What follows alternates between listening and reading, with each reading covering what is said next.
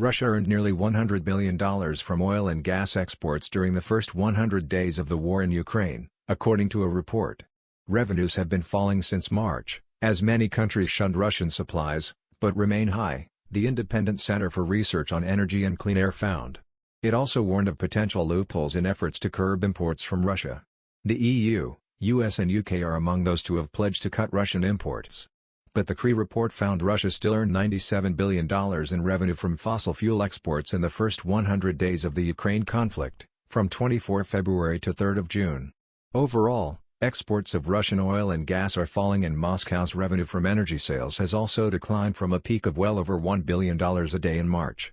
But revenues still exceeded the cost of the Ukraine war during the first 100 days, with the CRE estimating that Russia is spending around $876 million per day on the invasion.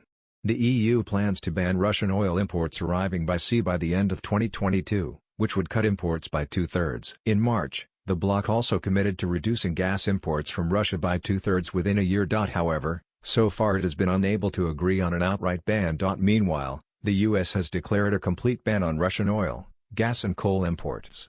The UK is to phase out Russian oil imports by the end of the year. The CRE report said the EU's planned oil embargo would have a significant impact. But it warned large quantities of Russian crude oil were now being shipped to India, which increased its share of Russia's total crude exports from around 1% before the invasion of Ukraine to 18% in May. The report said a significant share of this was being refined and sold on, often to customers in the US and Europe, which it described as an important loophole to close.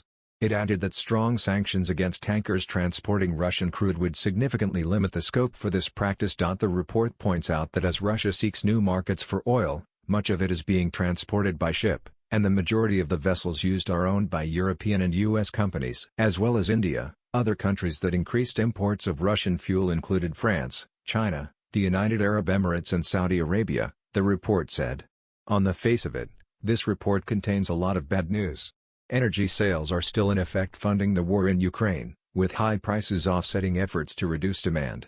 But that doesn't mean pressure on Moscow won't tell in the end. The report's authors expect a partial EU embargo on Russian oil to cut revenues by some $36 billion a year, for example.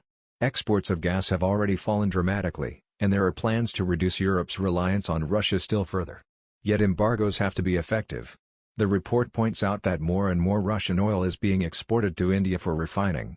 And some of those refined products are finding their way back onto European markets. Since refined products are not covered by the EU ban, this is a clear potential loophole. And with Russian oil being diverted from pipelines and onto ships as Moscow seeks new markets, there is growing demand for vessels to carry it. But the majority of the oil tankers currently being used are owned by European companies. For pressure on Russia to be most effective, issues like these will have to be addressed.